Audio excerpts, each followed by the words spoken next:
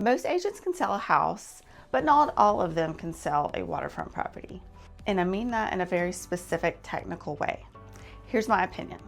Hiring a general agent to list your waterfront home is one of the most expensive mistakes a seller on the Space Coast can make. Not because they're bad agents, because waterfront is a completely different product with a completely different buyer, a completely different set of risks, and a completely different set of things that can go wrong between contract and closing. So before we get into this, let me tell you exactly what you're going to walk away with knowing today. 1, how waterfront pricing actually works and why pulling standard comps will almost always misprice your home, either too high where it sits and goes stale, or too low where you leave real money on the table. 2, what actually is happening behind the scenes when a sophisticated waterfront buyer puts your home under contract. They're not hiring a regular home inspector, and if your agent hasn't prepared you for what's coming, you are negotiating from weakness during the inspection period. 3, the legal and regulatory layer that almost no general agent knows exists. Riparian rights, dock permits, sovereign submerged land, flood zone compliance. These are all things that kill waterfront deals quietly, and they're completely avoidable if your agent knows to look. And that's what we're covering today. Hey, I'm Carrie Liotta. I'm a realtor here on Florida's Space Coast in Brevard County, and I specialize in waterfront properties across Merritt Island, Cocoa Beach, and the surrounding communities. And before we get into the meat of this, I have a Facebook group called Moving to Brevard County, Florida. If you look at your screen right now, there's a QR code that you can scan to join. It's a mix of locals and people who are relocating here, and they're asking and answering real questions about what it's like to actually live on the Space Coast, the communities, the waterfront lifestyle, the market, all of it. Scan the code and come join us. Okay, let's get into it. Okay, so I want to paint a picture for you because I think it helps understand the full arc of what's going wrong when agents list a waterfront home. A seller hires somebody they know, a good agent, somebody who's sold plenty of homes in the area.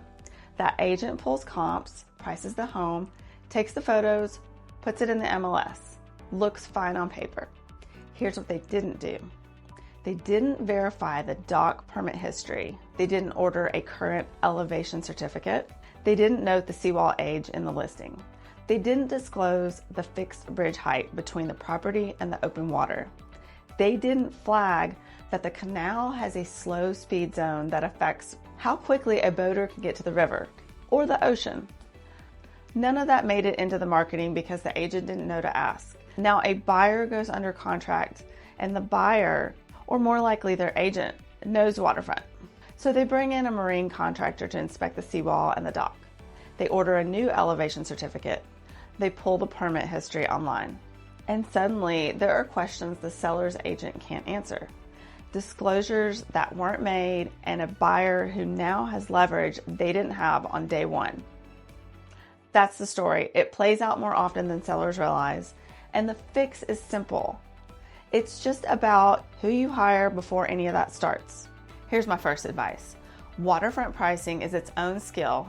Here's my opinion on this. The single biggest price mistake I see on waterfront listings is using the wrong comps. Not wrong by a small amount, wrong by category. A canal home with direct river access and no fixed bridges is not the same product as a canal home with 3 turns off of the river with a 6-foot bridge in between. A property with 120 feet of seawall frontage is not comparable to one with 60. Saltwater and freshwater priced differently. A dock that fits a 20-foot boat commands a different premium than one that maxes out a kayak.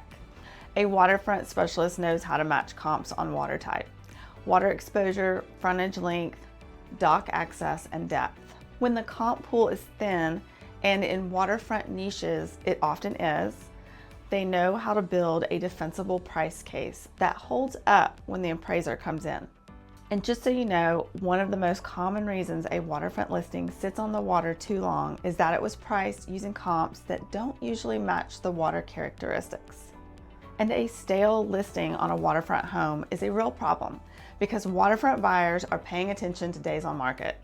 They assume something is wrong with the property if it's been sitting. So price it right from day one. That requires an agent who understands what right actually means for your specific water. Advice number 2, know what's coming in the inspection period before it arrives. This is where I see sellers get surprised the most. And surprised in a negotiation means weakened. A sophisticated waterfront buyer is going to bring in a marine contractor, not just a home inspector.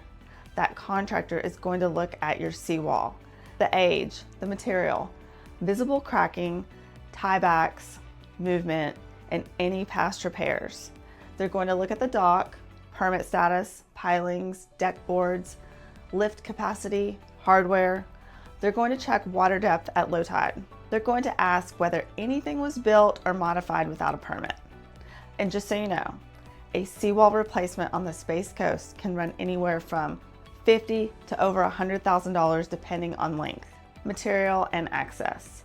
If a buyer's marine contractor flags that your seawall is approaching end of life and you didn't know that going in, you are now negotiating a price credit in the middle of a transaction instead of deciding in advance how you want to handle that.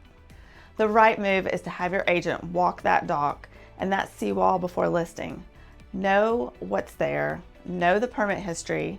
If there's a concern, get a professional evaluation and decide your strategy. Documented stability is a confidence builder for buyers. Undisclosed uncertainty is the thing that blows up deals. Your listing description should also include specific waterfront specs, the depth of the water, lift capacity, frontage dimensions, and bridge clearance to open water. Waterfront buyers are doing technical research before they ever schedule a showing. Give them the information, it builds trust and filters in the right buyers. Advice number 3, Florida water rights are real, and most agents don't know them. This is the one that surprises sellers the most, and it's the one where a gap in your agent's knowledge can actually kill a deal with no warning. In Florida, waterfront property ownership comes with a set of legal rights called riparian rights. These include the right to water access, the right to build a dock, the right to an unobstructed view of the water, and the right to use the adjacent waterway. But here's what most people don't realize. Not every property that looks waterfront actually has full riparian rights. The property line has to reach the mean high water mark. If there's even a small gap, those rights don't fully attach. Your agent needs to know how to verify this in the deed and the survey. They also need to understand who owns the land below the water, because in many man-made canals in Brevard County, that submerged land is owned by the county, a municipality or an HOA, not the state. That affects what can be built, how far a dock can extend, and who's on the hook for maintenance dredging. Dock permitting is also more layered than it looks. Depending on the water, you might deal with local building departments, the Army Corps of Engineers, and the Florida Department of Environmental Protection, sometimes all three. Existing structures may have limits on what can be replaced or expanded. An agent who doesn't know to ask these questions can't protect you when a buyer's attorney starts asking them. And then there's flood zones. Before your listing goes live, your agent should have already confirmed the current FEMA flood zone designation, pulled the base flood elevation, and verified that any evaluation certificate on file is current. Flood maps get updated. An outdated certificate that buyers' lenders reorders mid-transaction can create an insurance cost surprise right before closing. And surprises at that stage of a transaction almost never go the seller's direction. So here's where I land on all of this. Waterfront is not a harder version of regular real estate. It's a different discipline. The pricing methodology is different. The pre-listing preparation is different. The inspection process is different. The legal framework is different. The marketing is different. And the buyer you're selling to is different. Here's my opinion.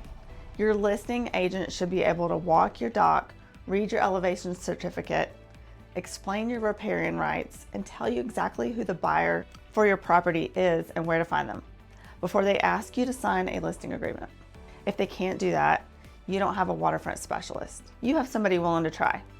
All right, if you got value from this video, come join me in the Facebook group community. Scan the QR on the screen. It's called Moving to Brevard County, Florida.